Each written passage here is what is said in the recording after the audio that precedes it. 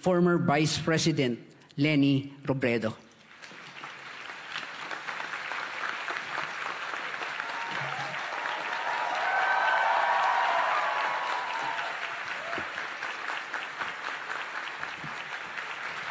Maraming salamat po. Maupo po tayong lahat.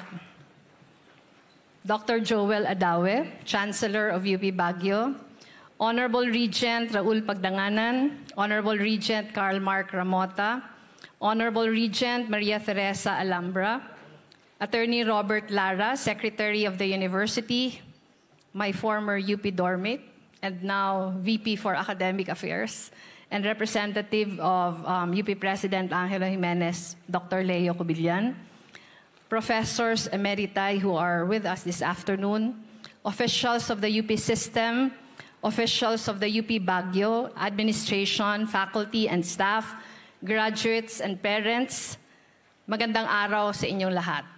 Maulan na hapon sa inyong lahat. Congratulations, Batch 2024. Isang malaking karangalan na makasama kayo sa napakahalagang yugto ng inyong buhay. Sa nakalipas na mga taon, makailang beses na rin akong naimbitahan sa pagtatapos ng mga iskolar ng bayan. Mula Diliman hanggang sa extension nito sa Clark at Olongapo, mula Manila papuntang Cebu at ngayon nga dito sa Baguio. Sa bawat pagkakataon, hindi ko maiwasan na makaramdam ng galak, na para bang bahagi ako ng inyong tagumpay. At siguro nga, totoo naman yon. Hindi lang dahil ako ay pinalad din na maging iskolar ng bayan katulad ninyo, kundi dahil ang tagumpay ng bawat isa sa inyo ay maituturing na tagumpay ng sambayanan. Binibigkis kayo ng pinagsikapan niyong sablay sa ating mga kapwa Pilipino, na piniling tumaya sa inyong kinabukasan. Karugtong kayo ng pinagsama-sama na mga pangarap para sa isang lipunan na mas maunlad at mas patas. As scholars of our people, you embody our highest aspirations. This is why you were offered the gift of quality education. This privilege is said to be more special because you are from UP Baguio. Marami nagsasabi na iba ang ihip ng hangin dito. Malamig ang simoy at may kasamang kapayapaan sa gitna ng napakaingay na mundo. Dito, mas ramdam ang laya para mag-isip at lumikha. Buhay na buhay ang komunidad. Sa loob man ng mga silid-aralan, sa mga student organizations, o kapag nakikisalamuha kayo sa labas. Sa pirasong ito ng Baguio, nabuo ang napakaraming mga pangarap at mga karanasan na mag-iiwan ng panghabang buhay na mga alaala. Kinakatawan ng inyong campus ang isang mahalagang pahiwatig. Ang paglapit ng dekalidad na edukasyon sa mas malalayong bahagi ng bansa, sa pamamagitan ng sama-samang pagkilos. Mula sa pinsala ng digmaan, inilaban ng UP alumni dito sa Baguio na muling maitayo ang dating College of Arts and Sciences at inanyayahan ang buong komunidad na makibahagi sa pagpapayabong dito. Ilang dekada mula noon, itinuring na ang UP Baguio bilang pangunahing tertiary education dito sa Norte. Kanlungan ng pagsasanay sa iba't ibang larangan at tagapangalaga ng kasaysayan at katutubong pagkakakilanlan. But true to our university's systems ties to the nation, learning here in UP Baguio happens beyond the pine-clad hill. Ang pamantasan ay nakatindig dahil at para sa sambayanan. Kaya natuto kayong manindigan para sa komunidad at para sa kapwa. Mula sa pangangalaga ng kalikasan, mga tradisyon at kasaysayan, hanggang sa mas malawak na panawagan para sa pantay-pantay na karapatan. Bahagi na kayo ng pakikipaglaban para sa Pilipinas na ating mga pangarap. Sa mga taon ninyo sa UP, naging mulat kayo sa sanga-sangang hamon ng ating panahon. Milyon-milyong Pilipino ang lubog pa rin sa kahirapan. Maraming komunidad ang nakakaramdam na napapabayaan sila at napag-iiwanan. Nakakapanlumo ang estado ng ating edukasyon. Kulang o sira-sirang gamit at pasilidad, kakarampot na sahod ng mga guro, at kahinaan ng curriculum at mga pulisiya. May isang henerasyon ng Pilipino na nalimitahan na ang potensyal at kakayahan dahil sa matinding gutom at stunting. Ang mahuhusay nating healthcare professionals, pinipiling lisanin ang bansa para sa mas magandang oportunidad. Hindi pa rin natin nasisingil ang mga nagnakaw ng bilyon-bilyon sa kaban ng ating bayan.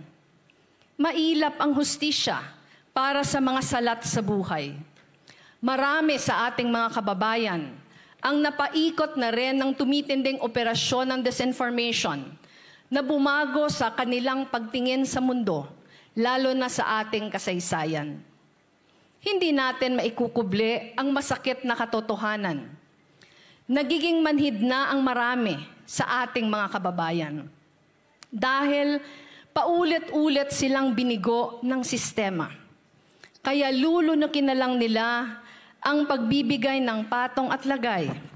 Pilit hahanap ng masisingitan sa mahahabang pila at iindahin ang habang buhay na utang na loob para sa limos ng makapangyarihan.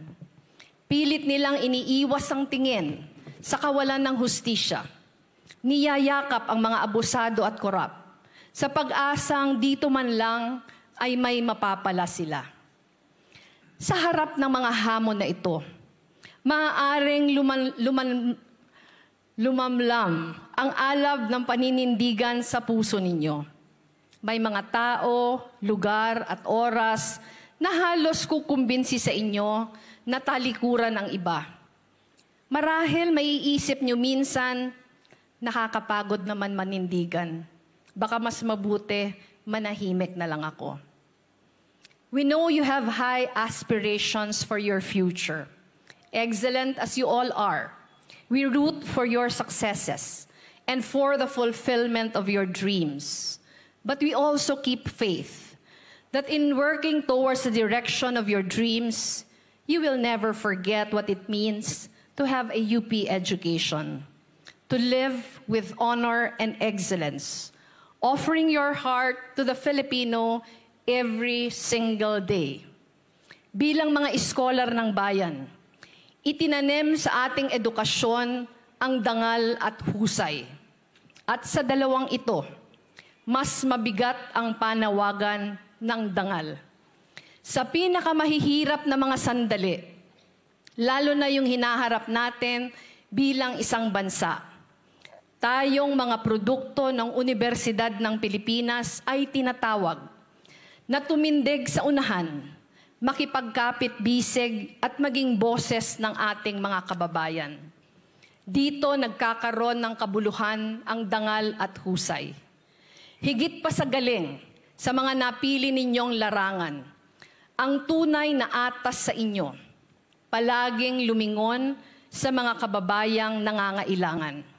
Bigyan ng puwang sa inyong buhay ang pakikipaglaban para mapunan ang mga kulang at maitama ang mga kamalian. Iangat ang ating kapwa at maging sandigan nila sa unti-unting pag-abot sa lipunan na ating inaasam. Tumaya sa inyo ang sambayanang Pilipino. At bilang sukli, tinatawag kayo na habang buhay na magbalik tanaw sa kabutihang loob na ito sa pamamagitan ng tapat at mahusay na paglilingkod. Higit pa rito, na mananatilo kayong mulat at anumang landas ang inyong tahakin, magiging aktibo kayo sa unti-unting pag-ayos ng sistemang nagpapahirap sa mga kababayan natin. Na lagit-lagi, pipiliin at mamahalin ninyo ang sambayanan, lalo na sa mga sandaling pinakamahirap itong panindigan. Inihanda kayo ng UP para sa habang buhay na tungkulin na ito. Alam kong hindi nyo bibiguin ang sambayan ng Pilipino. Muli, congratulations, Batch 2024. Mabuhay ang Scholar